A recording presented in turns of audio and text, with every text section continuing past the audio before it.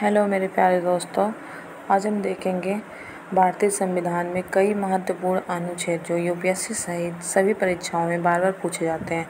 चलिए उन अनुच्छेदों के बारे में बात करते हैं। मौलिक अधिकारों से संबंधित पार्ट 3 में बात किया जाता है। अनुच्छेद 12 जिसमें राज्य की परिभाषा को बताया गया। अनुच्छेद 13 कानूनों की असंगतता और मूल अधिकारों की सुरक्षा के बारे में बात किया गया।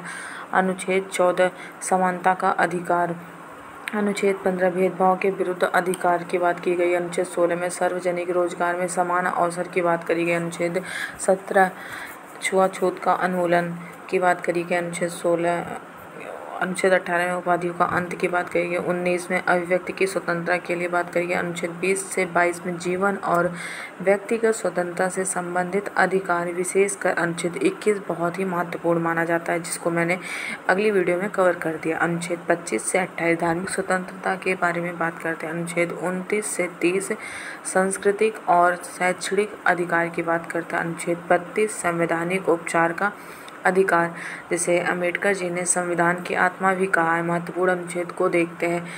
अनुच्छेद 36 से 51 राज्य के नीति निर्देशक सिद्धांत को बताते हैं। अनुच्छेद 51A नागरिक के मूल कर्तव्यों को समझाते हैं। अनुच्छेद 74-75 में केंद्रीय मंत्रिपरिषद और प्रधानमंत्री के बारे में बताया गया है। अनुच्छेद 76 में अटॉर्नी जनरल के बारे में बताया गया। अनुच्छेद 110 में धन विधेयक के बारे में बताया गया। अनुच्छेद 123 में राष्ट्रपति का अध्यादेश शक्ति को बताया गया। अनुच्छेद 148 में भारत के नियंत्रण एवं महालेखा परिषद CAG के बारे में बताया गया। अनुच्छेद 280 वित्त आयोग के बारे में समझाया गया। अनुच्छेद 324 चुनाव आयोग के बारे में है।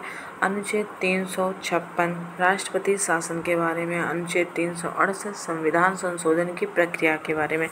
चलिए अब इन अनुच्छेद को विस्तार से समझते हैं, जो हमारे लिए बहुत ही इम्पोर्टेंट है और इनसे बहुत सारे क्वेश्चन हर बार बनते हैं। उम्मीद है आपको समझ में आएगा। चलिए हम शुरुआत करते हैं मौलिक अधिकार से। मौलिक अधिकारों को समझते हैं।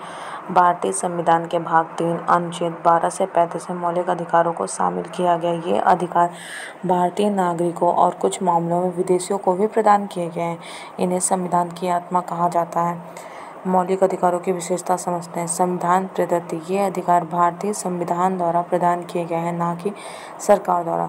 संवैधानिक गारंटी मिलती है इनको। अगर कोई मौलिक अधिकार का उल्लंघन करता है तो नागरिक अनुच्छेद 32 के तहत सुप्रीम कोर्ट या हाई कोर्ट में जा सकता है। नकारात्मक और सकारात्मक अधिकार मौलिक अधिकार को कहा जाता है, क्योंकि कुछ अधिकार सरकार को किसी कार्य से रोकते हैं, जबकि कुछ अधिकार सरकार को नागरिकों के कल्याण के लिए कार्य करने के लिए प्रेरित करते हैं। प्राकृतिक न्याय ये अधिकार नागरिकों की गरिमा और स्वतंत्रता की रक्षा करते हैं। मौलिक अधिकार के प्रकार को समझते हैं। समानता का अधिकार, जिसकी बात अनुच्छेद 14 से 18 के बीच में गई है। अनुच्छेद 14 सभी नागरिकों को कानून के समक्ष समानता और कानूनी संरक्षण का अधिकार प्रदान करता है। वैसे ही अनुच्छेद 15 धर्म, जाति, लिंग, जन्म स्थान के आधार पर भेदभाव निषिद्ध है। अनुच्छेद 16 सरकारी नौकरियों में सभी नागरिकों को समान अवसर मिलना चाहिए। इसी तरह अनुच्छेद 17 में अस्पृश्यता का अंत और इसका किसी भी रूप में पालन दंडनीय है। अनुच्छेद 18 उपाधियों का उल्लंघन, जैसे राजा, नवाब आदि की उपाधियों का अंत है। केवल शैक्षणिक उपाधियां मान्य है। आरक्षण को समझते हैं। आरक्षण की व्यवस्था अनुच्छेद 15(4) और 16(4) के तहत की गई है, ताकि सामाजिक और शैक्षणिक रूप से पिछड़े वर्गों को आगे बढ़ाने का अवसर मिले। इसी प्रकार स्वतंत्रता के अधिकार को समझते हैं, जिसकी बात अनुच्छेद 19 से 22 के बीच में की गई। अनुच्छेद 19 6 प्रकार की स्वतंत्रता प्राप्त करता है। बोलने और अभिव्यक्ति की स्वतंत्रता, शांति पूर्वक सभा करने का अधिकार, संघ बनाने का अधिकार, भारत में कहीं भी बसने और रहने का अधिकार, किसी भी व्यवस्था का या किसी भी व्यवसाय या व्यापार करने का अधिकार। अनुच्छेद 20 को समझते हैं। अपराधों से जुड़े कुछ संरक्षण। मौके पर कानून, किसी व्यक्ति को उस अपराध के लिए सजा नहीं दी जा सकती है जो सजा के समय कानून अपराध नहीं था।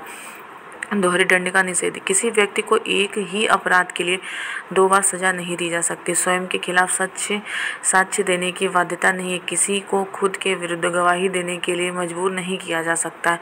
अनुच्छेद 21 जो कि बहुत इंपॉर्टेंट है, जिसे जीवन, व्यक्तिगत स्वतंत्रता और गरिमा का अधिकार कहा जाता है। राइट टू लाइफ का अर्थ केवल जीवित रहना नहीं है बल्कि गरिमापूर्ण जीवन जीने का अधिकार है।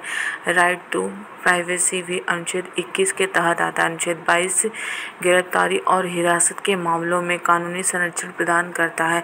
PUCL बनाम भारत सरकार 1997 फोन टैपिंग के अनुच्छेद 21 का उल्लंघन माना जाता है। इसी तरह शोषण के विरुद्ध अधिकार, जिसमें अनुच्छेद 23 और 24 में रखा गया। अनुच्छेद 23 मानव तस्करी, बंधुआ मजदूरी और जबरन श्रम पर प्रतिबंध लगाता है।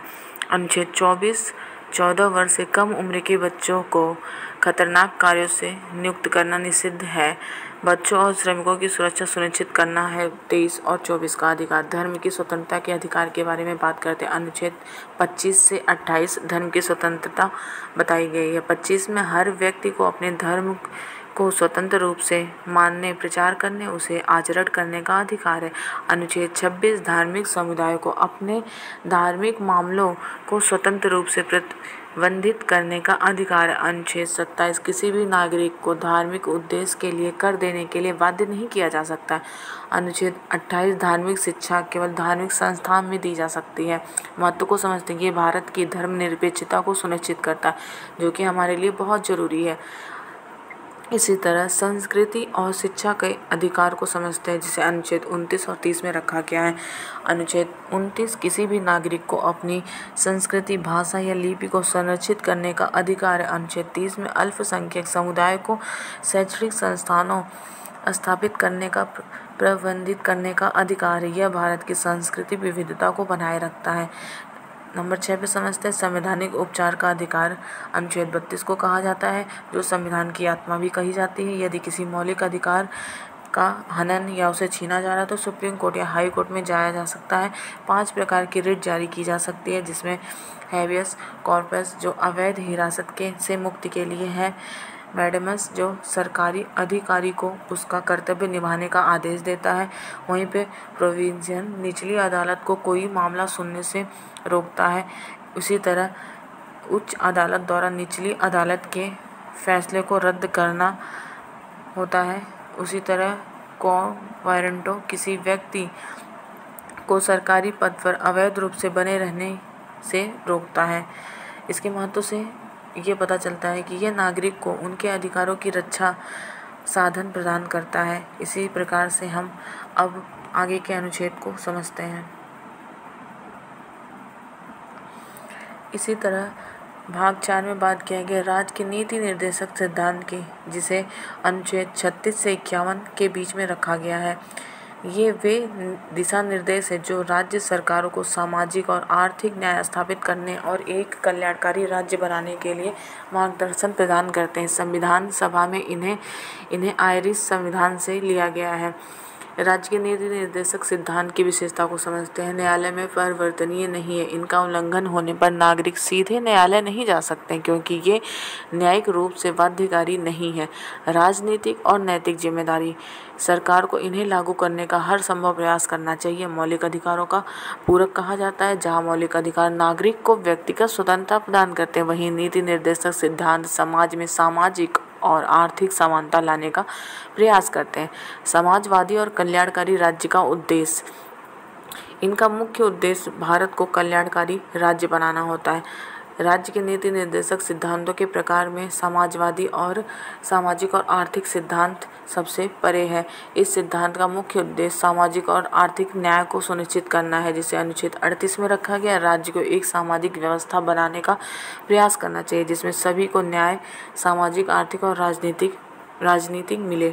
अनुच्छेद 39 राज्य को ऐसी नीतियां बनानी चाहिए जिसमें सभी नागरिक रोजगार के उचित अवसर मिले, धन और संसाधन का समान वितरण हो सके, आर्थिक असमानता को कम किया जा सके। अनुच्छेद 39A सभी नागरिक को निःशुल्क कानूनी सहायता मिलनी चाहिए। अनुच्छेद 41 बेरोजगारी, वृद्धावस्था, बीमारी आदि में राज्य को नागरिकों की सहायता करनी चाहिए। अनुच्छेद 43 में श्रमिकों को सम्मानजनक जीवन स्तर और न्याय संगत वेतन मिलना चाहिए। अनुच्छेद 43A में उद्योग में श्रमिकों को प्रबंधन में भागीदारी का अधिकार होना चाहिए। अनुच्छेद 45 में 6 वर्ष तक के बच्चों के लिए निःशुल्क और अनिवार्य शिक्षा प्राप्त होनी चाहिए। अनुच्छेद 47 में पोषण स्तर का सुधारना और स्वास्थ्य में सुधार करना राज्य का कर्तव्य है। महत्व इसका यह है कि सिद्धांत समाज में आर्थिक समानता लाने में मदद करते हैं।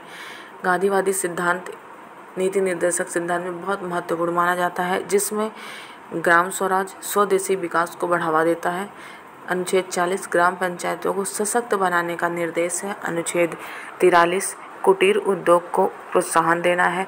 अनुच्छेद 46 अनुसूची जाति SC, अनुसूचित जनजाति ST और अन्य कमजोर वर्गों की शैक्षणिक और आर्थिक उन्नति को बतलाता है। अनुच्छेद 47 शराब और नशीली वस्तुओं के सेवन पर रोक लगाने का प्रयास करता है। अनुच्छेद 48 गौ हत्या पर प्रतिबंध और पशुधन की सुरक्षा को बताता है। ग्रामीण क्षेत्रों के सशक्तिकरण और सामाजिक न्याय को बढ़ावा मिलेगा गांधीवादी विचारधारा से। अंतर्राष्ट्रीय सिद्धांत भारत को अंतर्राष्ट्रीय स्तर पर शांति और सौहार्द बनाए रखने के लिए भी कुछ सिद्धांत दिए गए हैं। 51 में अंतर्राष्ट्रीय शांति और सुरक्षा को बढ़ावा देना, अंतर्राष्ट्रीय कानूनों और संधियों का सम्मान करना है, विवादों को शांतिपूर्वक तरीकों से सुलझाना है। इससे हमें ये प्राप्त होगा, भारत को वैश्विक शांति और सहयोग के मार्ग पर चलने के लिए प्रेरित करते हैं। नीति निर्देशक सिद्धांत और मौलिक अधिकारों के बीच में कुछ संबंधों को समझते हैं। मौलिक अधिकार और नीति निर्देशक सिद्धांत में पहला संबंध मौलिक अधिकार व्यक्तिगत स्वतंत्रता को सुनिश्चित करते हैं, जबकि नीति निर्देशक सिद्धांत समाज में समानता और न्याय को बढ़ावा देते हैं। अनुच्छेद 37 कहता है कि नीति निर्देशक सिद्धांत राज्य के लिए आवश्यक है और उन्हें कानून बनाते समय ध्यान में रखना चाहिए। केशवानंद भारती केस 1973 में सुप्रीम कोर्ट ने कहा है कि मौलिक अधिकार और नीति निर्देशक सिद्धांत एक दूसरे के पूरक हैं।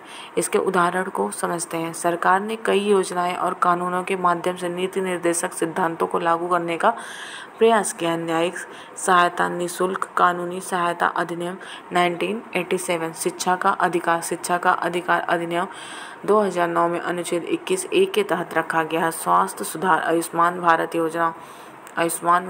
योजना अनुच्छेद 47 के बीच में रखा गया है। ग्राम विकास मनरेगा को अनुच्छेद 39 के बीच में रखा गया है। ये सारे अनुच्छेद बहुत इंपॉर्टेंट है क्योंकि ये योजनाओं के तहत भी हमसे MCQ में पूछे जाते हैं। इसी प्रकार से हम आगे के अनुच्छेदों की बात करते हैं।